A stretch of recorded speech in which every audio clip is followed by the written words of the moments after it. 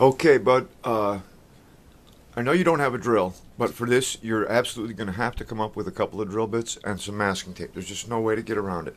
You'll need a 4 millimeter drill bit, which is also 5/32 is what I'm using, and best would be a 7 millimeter drill bit, but you can get away with I can't remember the fractional equivalent. It's a 30-second less than 5/16, 9/32.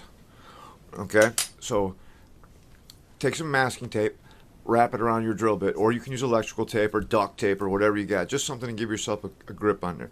Now, the plastic wheels are really soft. If you've got a new drill bit, the bit will follow the hole. Okay, now this is going to take some time, and you're going to have some patience on this because it takes a while to do this. But all you do is just take the drill bit and just start twisting it. This one popped right through, no problem. See how easy that was?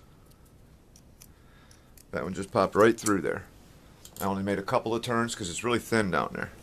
All right, now, your problem now this is old Panzer III wheel, so I don't know if you'll have this problem, but if you do, the head of the bit also doesn't fit in there. You might not have that problem because this one's got the hubcap molded in, which on the real tank would have been solid there, but they've made it with a hole so they can get the screw in there. So anyway, that's where your bigger drill bit comes in, your 9/32. Let me see, 5/16 is 10/32 minus the 30 seconds is 9/32 or 7 millimeter. Okay, now on this one, sorry about that. I didn't even bother with the tape. And here you really need patience. Now the bit will follow the hole, okay? But see how easy it cuts that? I don't know if you can see this very well in the video, but it cuts that really easy. It cuts that plastic. Just take your time. Slowly. This is going to be way too big because I'm using a 5/16 drill bit. But like I said, you don't have any choice in this. You have to come up with the drill bit. So you just take your time, and the drill bit will follow the hole. Just don't try to put too much force or cut too much at once. Just run it around there by hand, just like that. See how it's taking all that plastic out of there? That's all you got to do. Now, you don't want it to go too far. You don't want to go through the hole. You'll be able to see down in there where you're supposed to stop.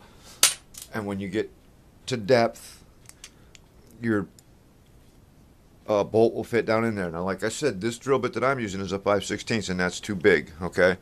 So once you get a 7 millimeter or a 9/32, and if you don't already have one, you're going to have to absolutely get one of these. There's no way around it. If you're going to be in this hobby, you got to have one. You can also use this. See how I left a burr on the edge of there? See how that takes that right off? This plastic is really soft. Okay, so you shouldn't have any problems. Like I said, just take your time, go slow, little bit at a time, turn it. If the bit starts to get stuck or jammed in there, back it out and put it in kind of light. You'll be able to see the plastic coming out, but like I said, patience, man. This is very important here, patience. Just keep drilling it out. That's all you got to do. Eventually, you'll get down to the bottom. Keep checking it. Keep looking and see how deep your drill bit's going in. When you start getting close to the bottom, start checking it with the bolt. You know, make a couple of turns, take the bolt, stick it down in there, see how much farther you've got to go to get a good seat inside your shaft. And then once you get it down far enough, bolt them up and you're on your way. So I hope that helps, and I'm sorry about the bad news, but you absolutely have to come up with the drill bits. 4 millimeter and 7 millimeter, or 5/32 and 9/32. Those are the sizes that you want. You can measure the bolt and figure it out. You know, like you can just take a drill bit. If you got a bunch of them, you don't know what size it is, just hold it up there. You just want one that's just a little bit bigger than the bolt. That's all. Okay? So as long as you're here, I'll tell you what, man, I'll give you a sneak peek on the hobby grade video I'm doing. This is the tank. That's the radio. That's the Turnigy 9X. It's had tank ER9X flashed into it. It's got a Smarty board and a USB port, so I can do that stuff. I'm putting all these RCTA, that's RC Tanks Australia, putting all their boards in here. I've got the RC2TG. That's the receiver for the 9X. This is a Viper board. This is going to make it so that I can use this knob right here to turn the volume up and down on my tank. That's why I've already taken the switches out. I used to have my volume switch and my smoke on and off switch right here. Well, I don't need them anymore. I've got the jumper in my switch plug. I've got my smoke power running back here, running through this relay, which is going to hook into the RC2TG board once I get that back down there and mounted.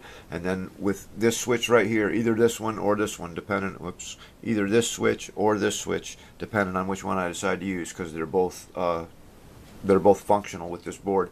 That'll be to turn my smoke off. When I turn my tank on, the smoke will be on, and I'll be able to turn it off if I want to. That's the way I want to set it up. I could have set it up the other way so that the smoke was always off and I'd have to turn it on, but I decided to go the other route. And then maybe later I might add another one of these relays so that I can turn my headlights off if I want to, but I'm not real sure I'm going to need that.